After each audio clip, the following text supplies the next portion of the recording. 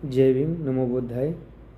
साथियों, मैं रंजीत बौद्ध आज बात करता हूँ जातवाद के ऊपर। आज भी 21वीं शताब्दी चल रही है। आज भी किस तरीके से भेदभाव चल रहा है जात पात के ऊपर, भेदभाव, छुआछूत, ऊंच नीच, ये चीज़ें अभी भी चल रही हैं। और ज़्यादातर मैं आपको बता दूं, ज़्यादातर गांव देहात क्षेत्र में अभी भी है, और कहीं कहीं इतना भी है कि जैसा पहले चल रहा था अभी भी वैसा ही चल रहा है कहीं कहीं पे। तो मैं आपको लोगों को कहना चाहता हूँ, अभी ये जो 14 अप्रैल आ रही है, बाबा साहब का जो जन्म दिवस मनाया जाएगा 14 अप्रैल को, तो उस चीज़ को लेके मैं अब बात कर रहा हूँ। जबकि वो एक बहुत बड़े महानायक, जो कि विश्व में भी लोग उन्हें जानते हैं, कई देशों में उन्हें जानते हैं, विदेशों में जानते हैं, और वो एक बहुत ही महान व्यक्ति थे, जो जिनका आज 14 अप्रैल को अभी तैयारियां चल रही हैं। 14 अप्रैल आने वाला है, उनका जन्म दिवस मनाया जाएगा। अब मैं आप लोगों से, अभी मैंने स्टार्टिंग में कहा था जात पात को लेके बात की थी,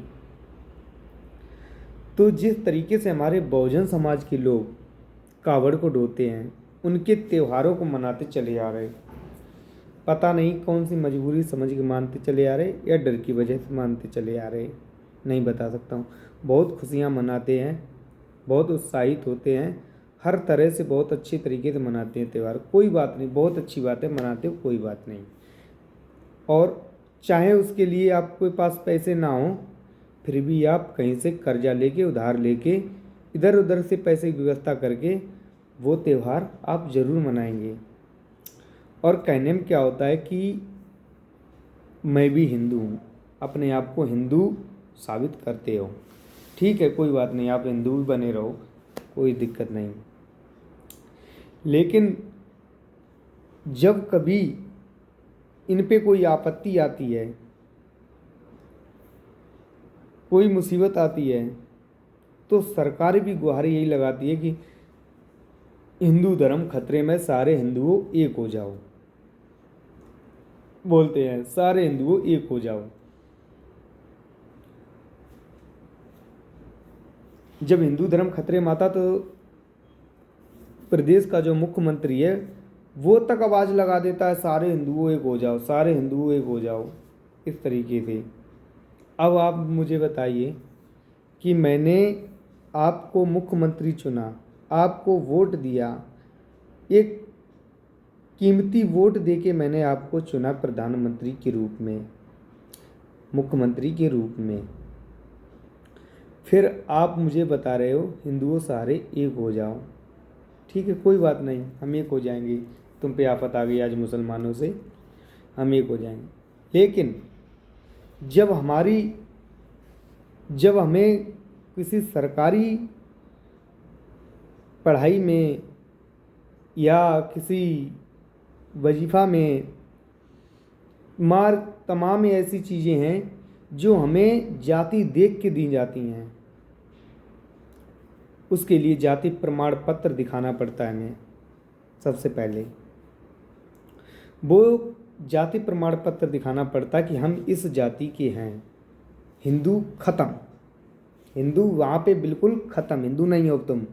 जब तुम्हें कोई चीज़ मिलने के लिए अगर लाइन लगाओगे, कोई चीज़ लेने के लिए जाओगे, वहाँ पे तुम हिंदू नहीं हो, वहाँ पे तुम अछूत हो, शूद्र हो, चमार हो, कुम्हार हो, लोभी, दानुक, चमार, मतलब कि तब तुम हिंदू नहीं हो। दूसरी चीज़, अच्छा, जब ये वोट मांगने आते हैं, तो बाबा साहब का नाम ऊपर लिखा हुआ होता है, उनकी फ़ोटो लगी होती है, लेकिन वो हमें आपको दिखाने के लिए, और हमारे बहुजन समाज के लोग भी ऐसे हैं महाराज, जय हो नेताजी, जय हो नेताजी, नेताजी की जय हो, नेताजी की जय हो। बड़े उत्साहित होते। चुनाव सिर्फ 2 चरणों में होता है। चुनाव आयोग ने 5 चरणों में कर रखा, लेकिन नहीं, सही तरीके से चुनाव 2 ही चरणों में होता है। वो मैं आपको बता दूं कौन से चरणों में।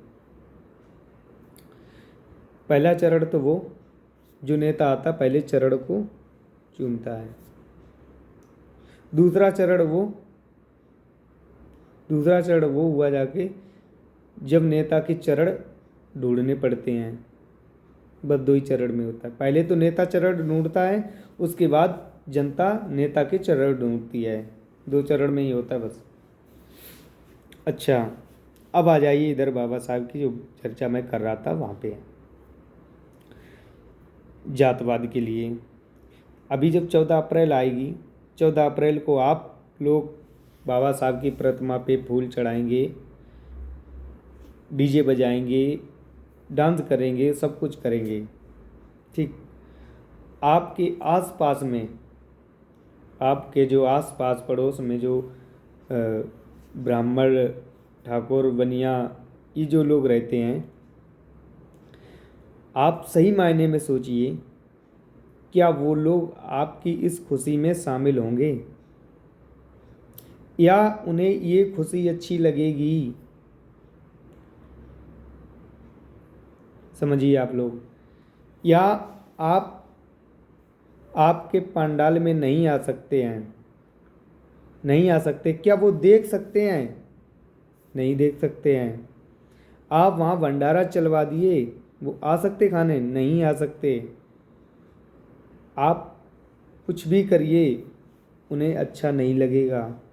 और ये बात मेरी बुरी अगर लग रही है, मेरी अगर बात नहीं अगर अच्छी लग रही है, तो आप अभी 14 अप्रैल को ये चीज़ आजमा के देख लेना। हाँ, जिन लोगों के कोई हैं करीबी जो मानते हैं, शामिल होते हैं, बहुत अच्छी बात है, बहुत बढ़िया है। लेकिन आप उनके त्योहारों को इतने उत्साहित होकर मनाते, इतनी खुशियों से मनाते हैं। आपके लिए भी तो एक त्यौहार है ये। जिन्होंने जीवन दान दिया है हमें, जिन्होंने हमें जीवन दान दिया है, वो हमारे लिए खुशी का दिन नहीं है क्या? वो हमारे लिए खुशी का दिन है। लेकिन इसी जगह उन्हें भी खुशी मनाना चाहिए। क्या वो मनाते हैं? आपने कभी देखा उनके दरवाज़ों पे डीजे लगाते या बाबा साहब की प्रतिमा को फूल चढ़ाते हुए देखा कभी? सोचिए आप। लेकिन मैं उन लोगों से कह रहा हूँ, वो लोग समझे मेरी बात को। जब आप कावड़ ढोने के लिए तैयार रहते हैं, 100 200 किलोमीटर, 50 किलोमीटर, 70 किलोमीटर दूर दूर तक कावड़ लेके जाते हैं ढोने के लिए। ढोते हैं ना, हमारे बहुजन समाज के लोग ढोते हैं ज़्यादातर कावड़े। तो मैं यही कहना चाहता हूँ, मेरे समाज के लोगों को समझो, आपको मूर्ख बनाया जा रहा है। अभी तक लोग मूर्ख बने आए, लेकिन अब हमें मूर्ख नहीं बनना है भैया, हमें मूर्ख नहीं बनना है। हमारे दिमाग से जो है ना, जो भरा था गोबर, वो बाहर निकल गया। और जो लोग बचे हैं ना, मेरी बात को समझें और अपने आप पे बदलाव लाएं। अच्छा, कल ये वो भी है, नवरात्रि भी चालू है। नवरात्रि चालू है ना, अभी नवरात्रि चालू होंगे तो देखना, इन 9 दिनों के अंदर, इन 9 दिनों के अंदर भयानक देवियाँ प्रकट होंगी, प्रसन्न होंगी। कौन सी? शेरा वाली माँ।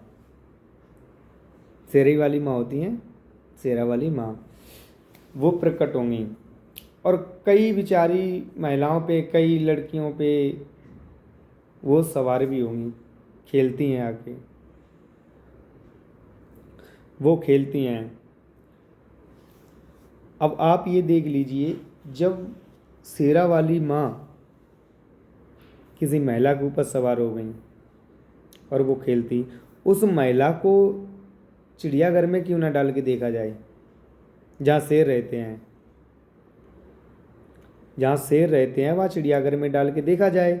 यदि वो अगर वास्तविक रूप से शेरा वाली माँ होंगी तो उस शेर पे सवारी कर लेंगी अगर ये बनावटी चीज़ है तो शेर उन्हें खा जाएगा।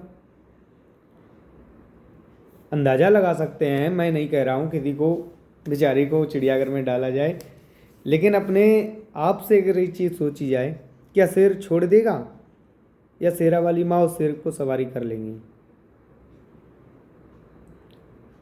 सोचो। ऐसा बिल्कुल नहीं है, ऐसा हो ही नहीं सकता किसी कीमत पे। ठीक, अभी ये क्या चीज़ होती है मैं आपको बता दूं। जब कोई ये कहता है कि देवी सवार हो गई, देवी सवार हो गई, अब देवी सवार हो गई,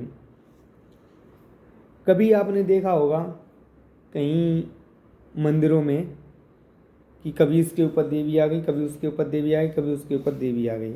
इस तरीके से देवियाँ हर किसी के ऊपर सवार हो जाती हैं। ये क्या होता है, ये हमारा जो मानसिक संतुलन है ना, ये थोड़ा बिगड़ जाता है। लेकिन किसका बिगड़ता है? हमारा कभी नहीं बिगड़ेगा, हम जैसे लोगों का कभी नहीं बिगड़ेगा। जिनके दिमाग से गोबर निकल गया उनका कभी नहीं बिगड़ सकता है मानसिक संतुलन, कभी भी नहीं बिगड़ सकता। कभी हमारे दिमाग में कभी भूत नहीं आ सकते, कभी हमारे दिमाग में, हमारे शरीर में कभी किसी का भूत का साया नहीं आ सकता, कभी किसी देवी देवताओं का नहीं साया आ सकता, हम जैसे लोगों के ऊपर नहीं आ सकता है, पढ़े लिखे जो विद्वान लोग हैं उनके ऊपर नहीं आ सकता है, बड़े बड़े अमीर, बड़े बड़े करोड़पति, इनके ऊपर नहीं आ सकता है, ना भूत ना कोई देवी देवता। ठीक, ये किन के ऊपर आते हैं? जो इनमें बहुत ज़्यादा आस्था रखते हैं, बहुत ज़्यादा आस्था रखते हैं। और महिलाओं के ऊपर आएगा, जो बेचारी पढ़ी लिखी भी नहीं है उनके ऊपर आएंगी। देवी देवता जितने भी सवार होते हैं। ठीक है, तो मैं आप लोगों को बता दूं कि ऐसा बिल्कुल भी नहीं है कुछ भी। कभी आपने देखा हो कि कभी कोई, मैं आज बात ही कर रहा हूँ, चलो आप लोग सुन रहे हैं, मैं एक बात कर रहा हूँ, मैं एक इमली खा रहा हूँ, इमली खा रहा हूँ और उसमें नमक और मिर्च लगा के खा रहा हूँ।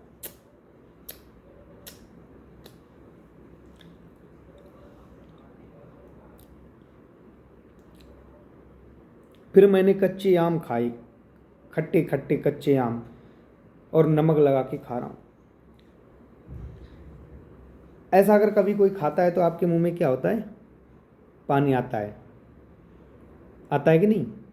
कभी कोई खाता है तो जब कोई ऐसी चीज़ खाता है तो मुंह से पानी आता है। उसी तरीके से जैसी जहाँ पे करतूतें चलती हैं वैसा ही मानसिक संतुलन बन जाता है, और उन्हीं लोगों का बनता है जिन लोगों को, जो लोग इन चीज़ों में आस्था रखते हैं। अब भैया हमने तो खटाई खाते देखा नहीं किसी को, तो हमारे मुंह में पानी नहीं आ सकता है। मैंने इधर मुंह घुमा लिया, एक बंदे ने इधर मुंह घुमा लिया, और वो आमने सामने खटाई खा रहा है, एक खटाई देख रहा है खाते हुए, तो इसके मुंह में पानी आ जाएगा, निश्चित बात है। मेरा मुंह इधर को होगा तो मेरे मुंह में पानी बिल्कुल नहीं आएगा, क्योंकि मैं नहीं देख रहा हूँ, मेरे को नहीं लेना देना है। तो इसी तरीके से मेरा मुंह इधर है, मेरा मुंह इधर है, और मेरे मुंह में कोई पानी नहीं आने वाला है, कोई भूत प्रेत नहीं आने वाले, कोई देवी देवता का साया मेरे यहाँ, मेरे इधर नहीं आने वाला, बिल्कुल भटक भी नहीं सकता है। सोच लीजिए आप। तो अच्छा, यहाँ पे मैंने बात ख़त्म कर दी थी, दोबारा करता हूँ। जब छुआछूत की बात आई, जात पात की बात को मैंने थोड़ा उधर कर दिया, जात पात की जब बात आ गई तो आप यहाँ से भी अंदाज़ा लगा सकते हैं कि हमें किस तरीके से जातियों में बांटा गया, किस तरीके से हमको अलग किया गया, किस तरीके से हमको छूत अछूत, नीच भेदभाव, छुआछूत हमारे साथ किया जा रहा है जाति के नाम से। कभी आप अपने किसी पंडित या ठाकुर या किसी उच्च वर्ग के लोगों को अपने घर पे लाके खाना खिला के देखना, और भरी सभा में भरी सभा में खाना खिला देना वहाँ पे, तो उनके समाज के लोग पता क्या कहेंगे, अरे तू तो चमार हो गया, अरे तूने भंगी क्या खा लिया, तू भंगी हो गया, अरे तूने धानुक क्या खा लिया, तू धानुक हो गया, अरे दैया राम राम राम राम, इसने तो सत्यानाश कर दिया। तो इस तरीके से लोग बातें उछालने लगते हैं, उनके समाज के लोग। ठीक, यदि ठाकुर पंडित बनिया उच्च वर्ग की जितनी भी जातियां हैं, इनके यहाँ अगर कोई, जैसे ठाकुर के यहाँ कोई खा ले या ब्राह्मण के यहाँ कोई खा ले चमार जाके, तब क्यों नहीं कहते अरे तू भी ठाकुर हो गया है, तूने ठाकुर के यहाँ खा लिया। भाई ऐसा क्यों चल रहा है, हमारे समझ में ये नहीं आता, क्यों हमारे अंदर इतना पावर है, हमारे अंदर इतना मतलब पावर है कि तुम हमारे यहाँ खा लोगे तो मेरा असर जरूर पड़ जाएगा, अगर हम तुम्हारे यहाँ खा लेंगे तो तुम्हारा असर मेरे पे नहीं पड़ सकता है।